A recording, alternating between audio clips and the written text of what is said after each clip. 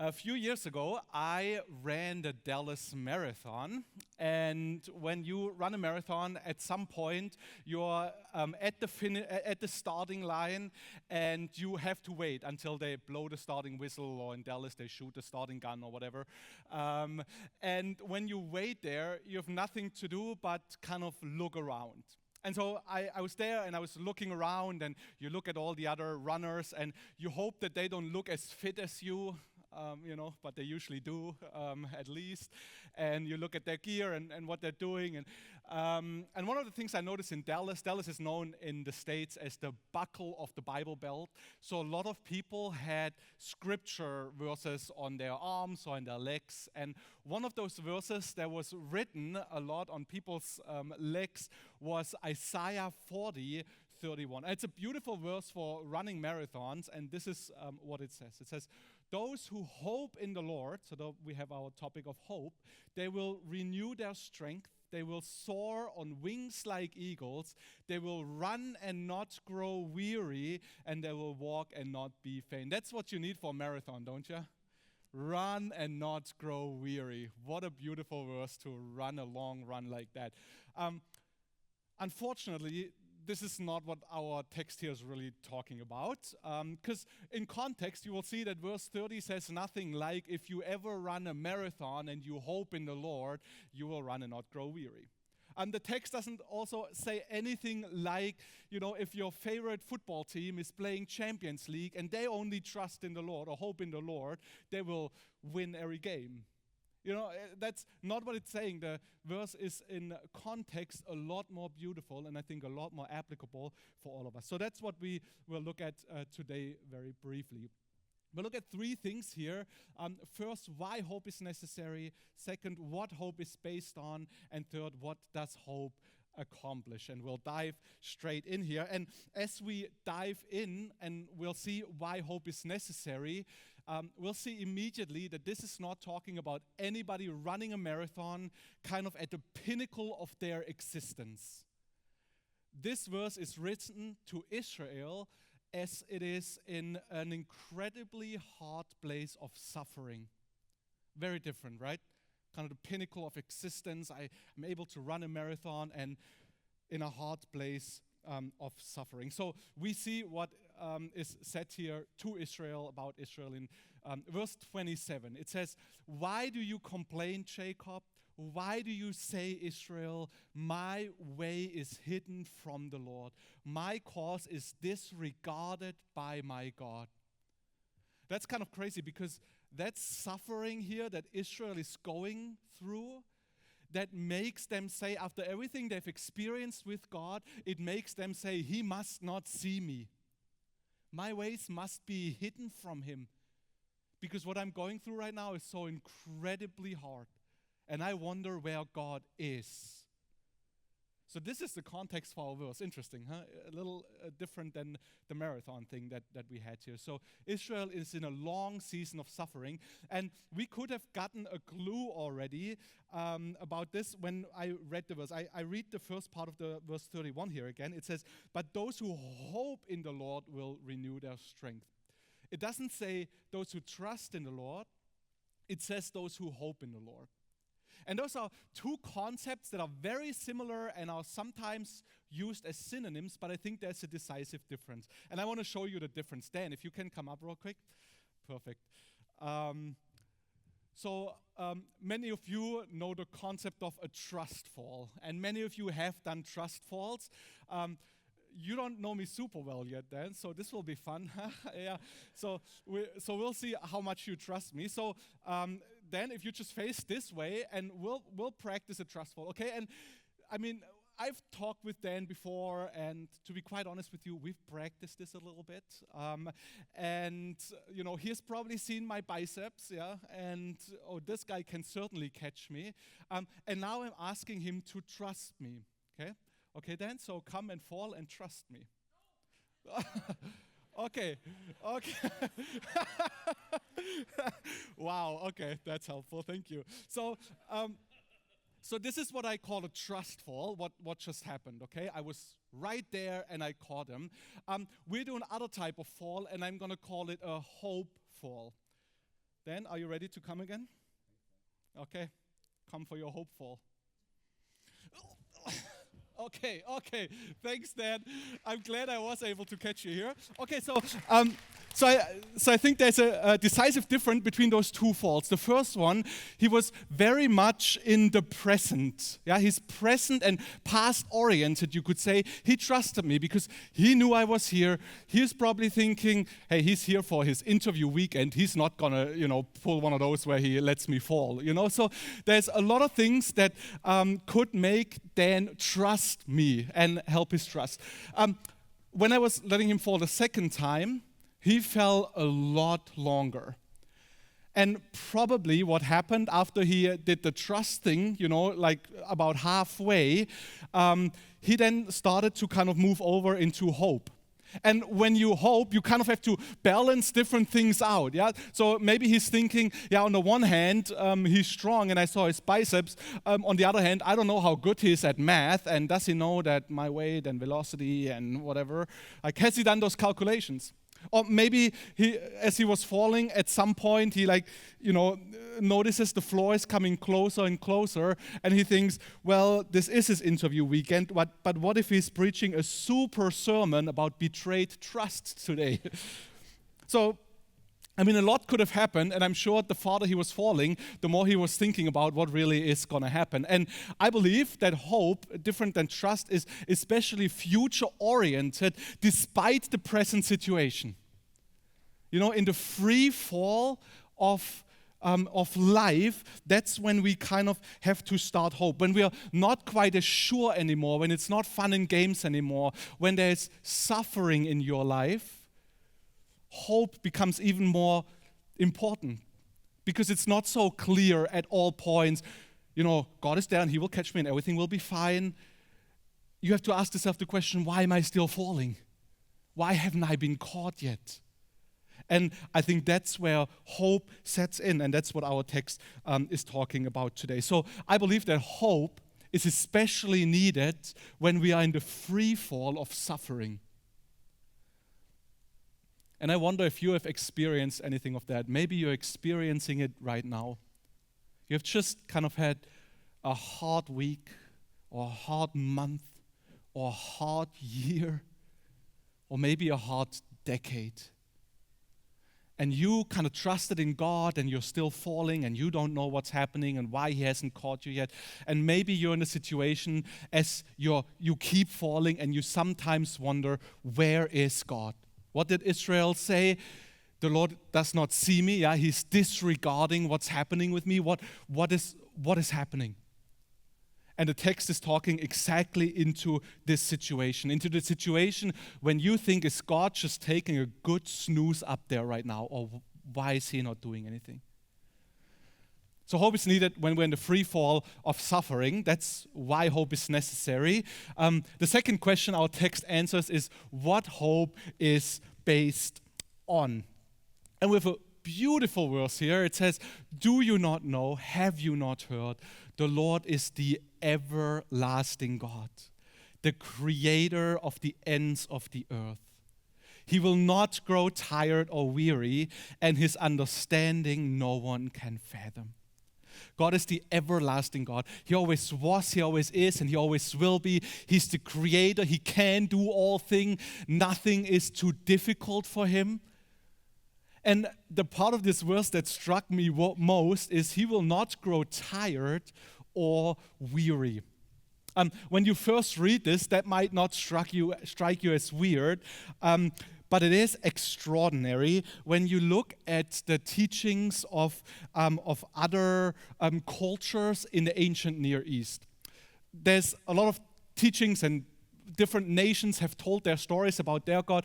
There's this epic here, the Atrahasis epic. You can actually see this in the British Museum, I believe, here in London. So very interesting, telling the story of the Akkadian gods in this epic. And the story goes about like this. There are many gods for the Akkadians, as they believed it. And those gods were just kind of laboring. They were creating. They were maintaining the earth and the world. And eventually, they just got tired. like working hard, you get tired, they got tired too. So they created humanity because they just didn't do all the work anymore. And humanity then came and they did the hard labor on the earth for them. And the gods just kind of withdrew and started resting. And as the story says, humanity prospered then. They increased in size and they did really well what they were doing. And the problem came in when the humans just became too many and too loud. Because their chief god, the god is called Enlil, he tried to sleep and slumber, but the humans were too loud and kept interrupting his sleep. So he got mad, he sent famines, and eventually a great flood. Fascinating, right? There's the story of God, as it is told in Akkadian history, that just needed sleep. He needed a break. Humans were exhausting. They were asking questions. They were loud, and he punished them for it. That's a very different story from the God of the Bible, is it? Where it says he will never grow weary or tired. I believe, by the way, that a lot of our modern inspirations, what you might call our modern gods, I believe they're also kind of sleepy. Asleep, you could maybe say. So currently living in Herzogenaurach, and when you drive into our city, the first thing you see is the Adidas campus. It's a huge campus, and then later you get to the Puma, and they always have like little inspirational messages on their outlet here. So right now, just in this season, it says, "You got this. You got this," and that's super encouraging because, sometimes you drive by Adidas and you are about to drive to a hard meeting and you read this and it just says, "You got this," and you feel like, "Oh yeah, great, now thank you, Adidas." Now I feel better about it. But let's be real about this. Like, who is saying this? Adidas is a company, right? And they try to be encouraging, but they don't know anything about me. What if I'm currently driving by and I'm applying for a job that I'm neither qualified for nor passionate in, nor should I have ever applied to this job, and I'm reading this little message and it says, "You got this." It can encourage me to a lot of wrong decisions. What if you're driving to your family at Christmas and you're about ready to let the bomb burst and really tell them your opinion, and you drive by there and it says, "You got this"? It's like I love Adidas, by the way. I'm not bashing on them. I just think Adidas is a lot better at making shoes than at giving us hope. They don't know you. They don't have consciousness as a company like that. So you could really say they're asleep, right? They don't know if you have this or if you should have this or if you can have this. It's just a nice little sentiment, but it's asleep. And if you use this as your source of inspiration and hope, you're trusting in something that's sleepy. And so I think that's what makes it so extraordinary that our text here says, God will not grow tired or weary. Yeah, he's fully conscious and he's fully awake. He knows exactly what you're going through right now. He feels your pain and he sees your suffering. He knows the end of it, and what's coming next. And he's just aware and awake. And I love that about God. I find it so encouraging. He's not sleepy. He's not sick of you. He's not getting tired of you. He's not getting tired of all of your problems and of all of your prayers that you prayed so many times. He's wide awake. He's wide awake. And he's listening at all times. He's not growing tired or weary. That's extraordinary that the Bible tells us that. And then it continues here. He gives strength to the weary and increases the power of the weak. So he doesn't only see, but he does something. He's not only awake, he's also active in your life. I love this, by the way. He gives strength to the weary. He increases the power of the weak. God has somehow always sided with the weak and the weary. It's always been especially somehow on their side, on the side of the suffering. That's just what our God is like, and I think that's such a beautiful characteristic. So he gives strength to the weary. So he's not only aware, he's also active. He's doing things about it. That might look a lot different than what you might like it to look like or what you might expect. 2.5 years ago, I got a COVID infection, and I was doing fine during my infection. I just worked the entire time through it, and I thought I was going to get better. And one of the things that I noticed through my infection, after my infection, is that I wasn't getting better, I was getting worse. So I kind of waited after I was infected with COVID for 2 weeks and 3 weeks and 4 weeks, and eventually I came to the point where I couldn't work anymore. I couldn't do any physical exercise anymore. I had to go on sick leave, and most of the time during that time, I was just in my bed. It was hard to move around in my bed even. Everything was just sore and was hard, and just a long season of long COVID that struck me. I couldn't work for a couple of months, and I slowly started to do a reintegration process where I first worked 2 hours, and I would be exhausted after working 2 hours, and then I started working 4 hours, and be exhausted after working 4 hours, and slowly I got better. So after 6 months, I was finally able to fully work again. Up to this day, 2.5 years later, I still cannot do any sports. I still cannot run. I still cannot go back to play my beloved football. And that's honestly really, really hard. I mean, I'm 33. I always said I'm going to play football till I'm 45. I don't know why people stop when they're 35, you know. It's just been like a long season of waiting on the God who I know is active and who's awake, but somehow he's not quite doing what I expect him to do. And I'm just wondering, and I'm waiting, and I'm hoping, and you know, like in this whole season that I'm kind of still in, you know, I'm fully able to work again, but I'm still not able to do sports, and I'm waiting. And to me, and I wonder if this is the same for you when you're in a situation of suffering, that's just encouraging to know that God is awake. I'm not suffering because he just doesn't know about it or because he's sleeping. And somehow God is active, even though he's not active how I sometimes wish he would be, where he just like, heals me.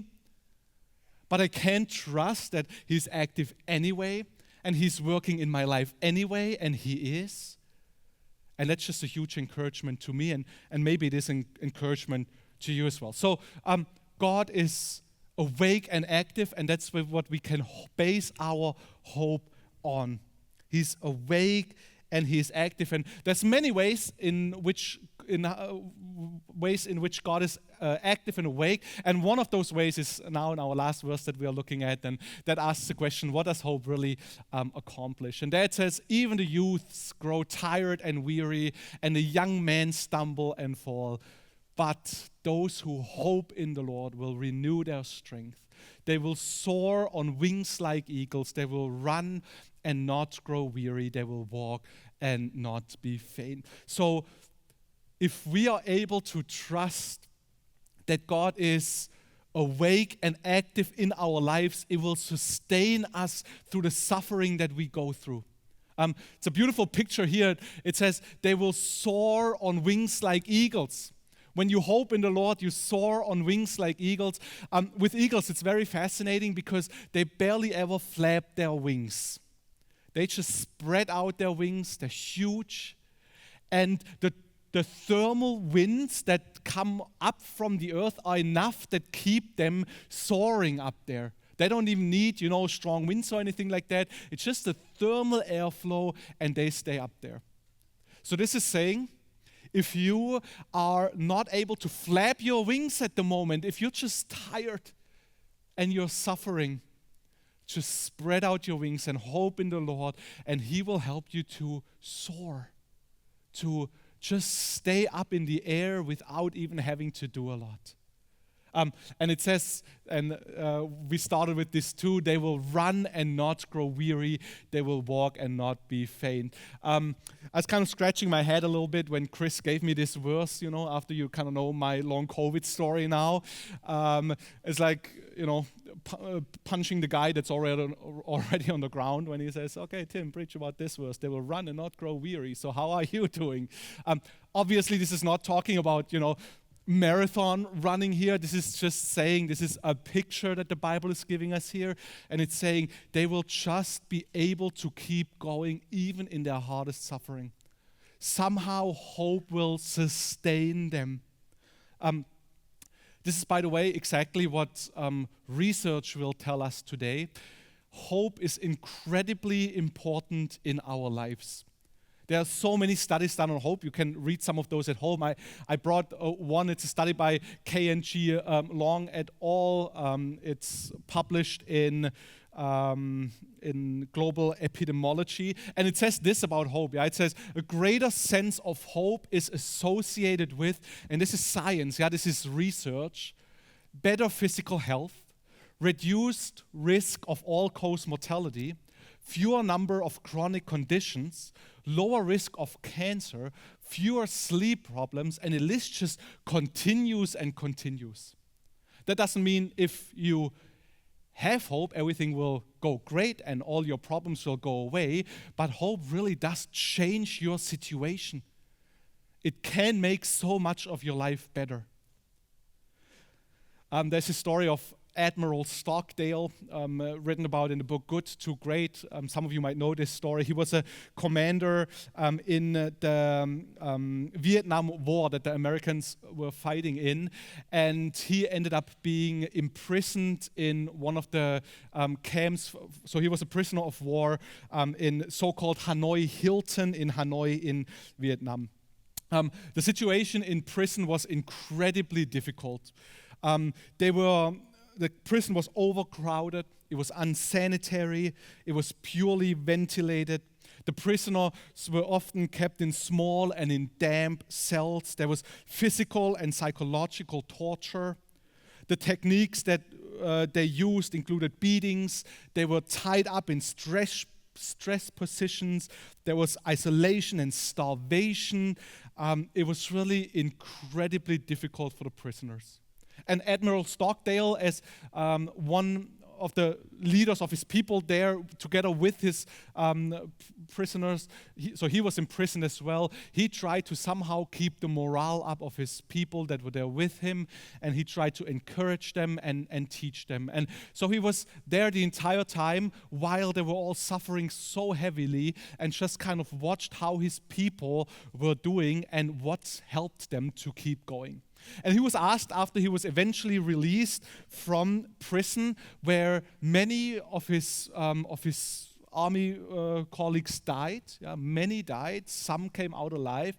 And he was asked, so what people made it out alive and what people didn't make it out alive of the prison? And he said this. He said there's two groups of people that didn't make it out alive. The group number one that didn't make it out alive is the optimists. Because the optimists were the ones that said, everything will get better, and by Christmas we're going to be out. Christmas we're going to celebrate at home with our families. That's very optimistic, isn't it? And then Christmas came, and Christmas went, and they were still imprisoned, and they were crushed. And Admiral Stockdale, he said that, if you hope in something that just doesn't come true, that's just not true, you place your hope in something that's not trustworthy, not hope-worthy, it crushes you over and over again. So hoping in a snoozing source of salvation that has no consciousness is going to crush us over and over again. Yeah, driving by Adidas every day, telling me I got this, and then I don't have it, that's going to crush you after a while, because honestly, like, you got this, it's just not really trustworthy. So the optimists are the one who didn't make it out. The second group who didn't make it out were the pessimists. Those were the ones that had no hope whatsoever in prison. The ones that didn't see the end of the tunnel at all.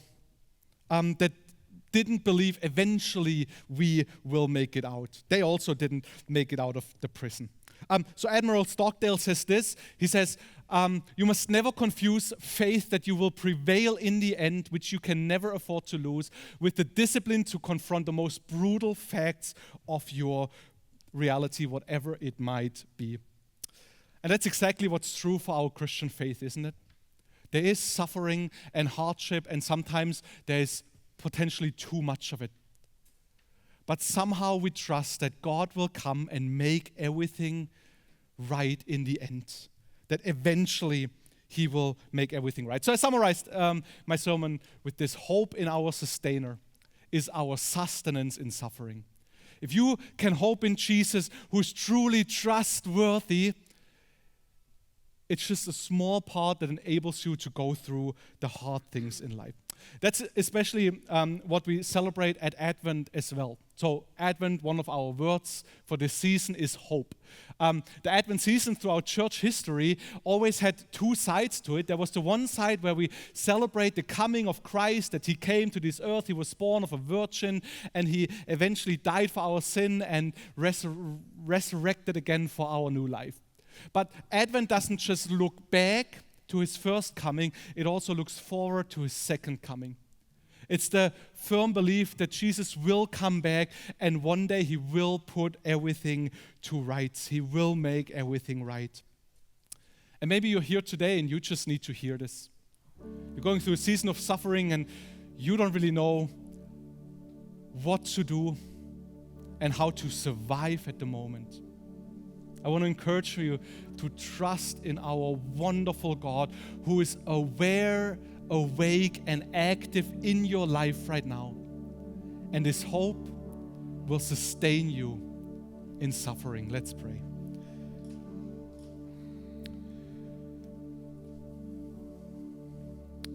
Jesus, thank You that we don't need to run after so many sources of insecure hope that are offered us every day in this world, but that we get to follow You as our wonderful God who is always aware and always active in our lives, who is truly trustworthy, who's worthy putting our hope in. Jesus, and that's what we want to do right now. We want to recognize that You're sovereign over everything, and that we truly can place our hope in You, that You will make everything right. Thank You for that, Jesus.